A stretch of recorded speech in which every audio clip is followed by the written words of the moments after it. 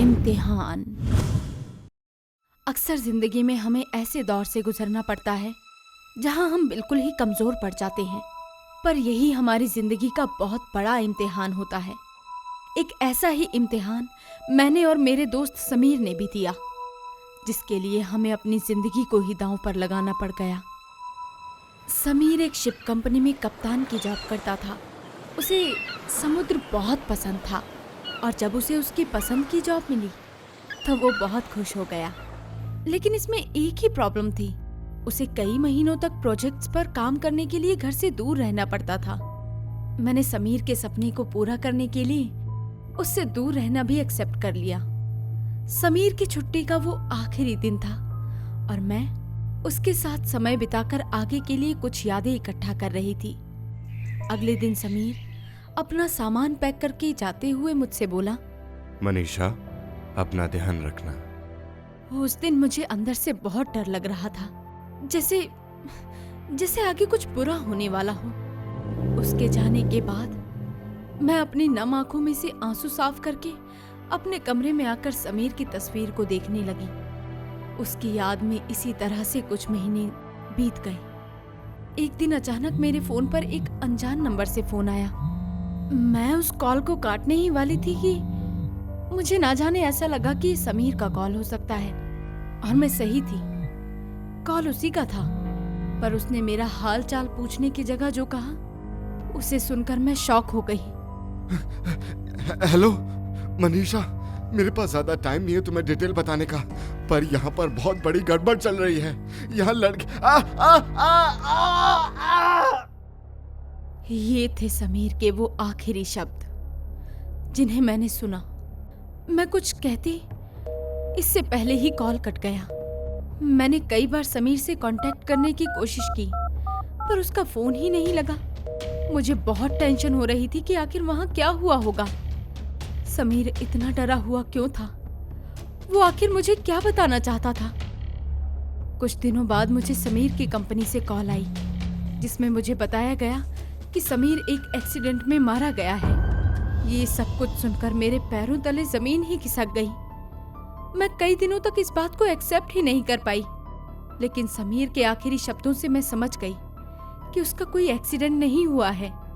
मैंने इसके बारे में पुलिस को कंप्लेंट भी की, पर उन्होंने मेरी कोई बात नहीं सुनी। मैंने आखिर में डिसाइड किया कि मैं उसी शिप पर जाकर इसके बारे में पता लगाऊंगी जिसमें समीर ने आखिरी सफर किया था। मैं समीर की कंपनी में गई और उसी शिप में जाने के लिए कहा, पर उन्होंने मुझे साफ मना कर दिया, जैसे कि वो कुछ छुपा रहे हों।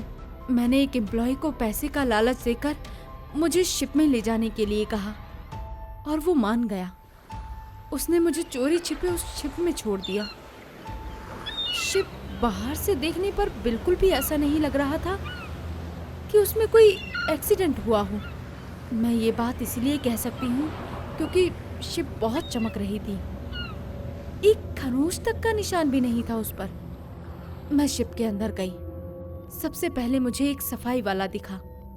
उसने मुझे देखकर मुझसे कुछ भी नहीं कहा, शायद इसीलिए कि उस एम्प्लॉय ने शिप के अंदर के स्टाफ को सब बता दिया हो। खैर, मैंने उससे समीर के साथ हुई दुर्घटना के बारे में पूछा तो उसके चेहरे का रंग ही उड़ गया। उसने मुझसे कहा, मुझे इस बारे में कुछ नहीं पता, उस दिन मैं छुट्टी पर था। मुझे उसकी बातों पर विश्वास नहीं हुआ। मुझे पीछे से अपनी तरफ पड़ते हुए जूतों की आवाज आने लगी।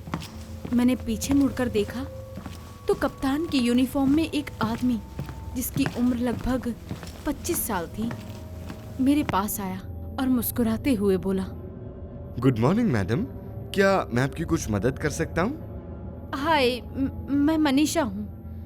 मेरा दोस्त, जिसका नाम समीर था, यहाँ कैप्टन की जॉब करता था।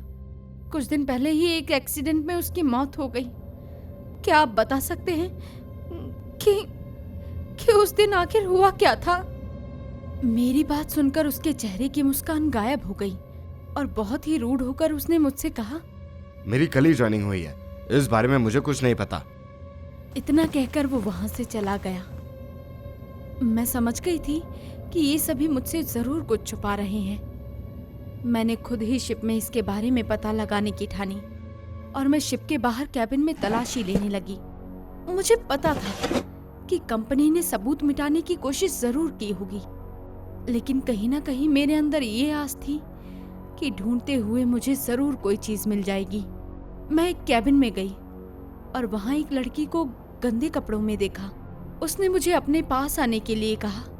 वो मेरी तरफ देखकर मुस्कुराई और जैसे ही वो दूसरे दरवाजे से जा रही थी तो जो मैंने देखा उसे देखकर मेरी होश ही उड़ गई। उस लड़की के पैर उल्टे थे। मैं जोरों से चीखी और फौरन कॉरिडोर की ओर भागी। मैं किसी को ढूंढने लगी जिसे मैं ये सब बता सकूं, पर मुझे कोई मिला ही नहीं।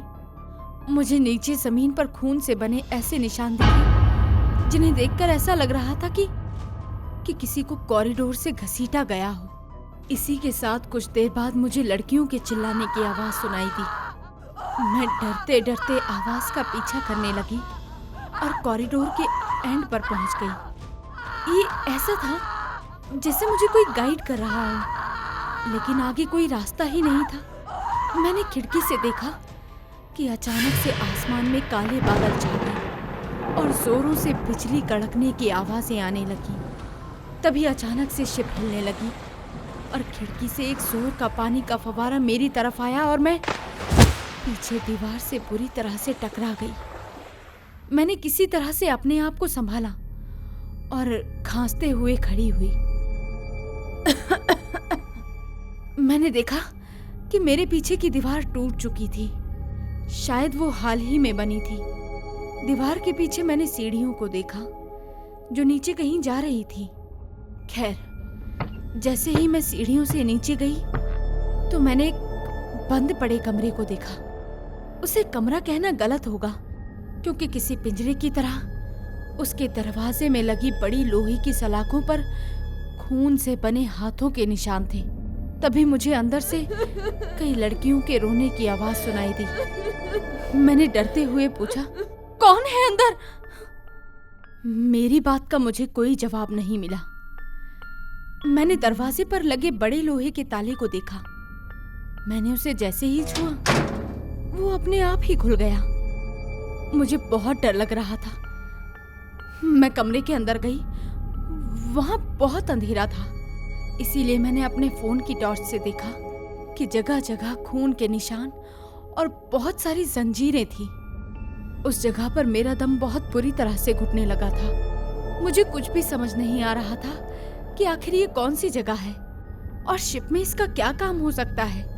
मेरी नजर टूटी गंदी डॉल पर पड़ी। मैंने उसे जैसे ही छुआ तो उस डॉल ने अपनी पलकें झपकाई और मेरी तरफ देखते हुए वो मुस्कुराई। डर की वजह से मेरा बैलेंस बिगड़ गया और मैं नीचे गिर गई और उस डॉल को मैंने दूर फेंक दिया।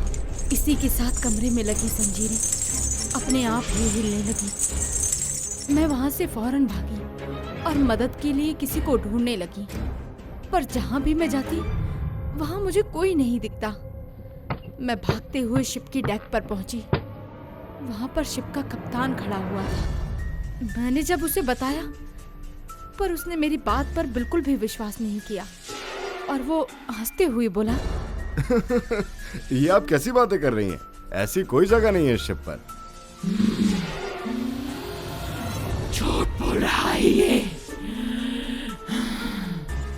मैंने और कप्तान ने अपने आसपास देखा, पर हमें कोई भी दिखाई नहीं दिया। तभी समुद्र में तूफान आना शुरू हो गया, जिससे शिप झटके लेने लगी। हम लड़खड़ा कर गिर गए। हमने बहुत कोशिश करके डेक की रेलिंग्स को पकड़ा। तूफान की वजह से बहुत सारा पानी हमारे ऊपर बार बार गिर रहा था। मैंने मुश्किल से देखा कि समुद्र में एक जोरों का पानी का बवंडर हवा में उठा और देखते ही देखते बवंडर का रंग लाल हो गया, जैसे वो बवंडर खून का हो। और उसमें से वही डॉल सामने आई जिसे मैंने कमरे में देखा था। डॉल हमारे सामने आकर मुस्कुराई और देखते ही देखते उसके ऊपर आसमान से बिजली गिरी। बिजली की चमक की वजह से हमने अपनी आंखें बंद कर ली। आंखें खोलकर मैंने देखा कि डॉल की जगह एक चुड़ैल खड़ी हुई थी। वो उड़ते हुए हवा में रुकी और कप्तान को जंजीरों से बांधकर शिप के डेक से उल्टा लटका दिया और वो गुस्से में बोली, अब बोल, ऐसी कोई जगह इस शिप में है या नहीं? हाँ, मैं एक्सेप्ट करता हूँ कि ऐसा एक कमरा है शिप पर। और उस कमरे में तुम लोग क्या करते थे, ये भी बता। मुझे कुछ भी समझ नहीं आ रहा था कि आखिर क्या हो रहा है। जब कप्तान ने बताने से मना कर दिया तो चुड़ैल उसके ऊपर बंधी जंजीरों को टाइट करने लगी, जिससे उसकी हड्डियां टूटने की आवाज मुझे सुनाई दी। कप्तान दर्द में बहुत बुरी तरह से चिल्लाया और सब कुछ बताने के लिए राजी हो गया। उसने बताया कि कंपनी के कुछ लोग शिप में लड़कियों को कैद करके कहीं और ले जाते और उन्हें बेच देते हैं। इसके आगे चुड़ैल ने बताया कि वो भी उन्हीं लड़कियों में से एक थी। एक दिन वो किसी तरह कैद से आजाद होकर भागते हुए समीर के पास आई। समीर को इन सब के बारे में कुछ भी नहीं पता था। चुड़ैल ने उसे सब बताया और जब समीर ने इसका विरोध किया तो उसने चुड़ैल के साथ समीर को जान से मार दिया। ये सब जानकर मेरे पैरों तले जमीन ही खिसक गई। अब मैं समझ गई थी कि समीर ने मुझे यही सब बताने के लिए फोन किया था, पर वो कुछ बता ही नहीं पाया।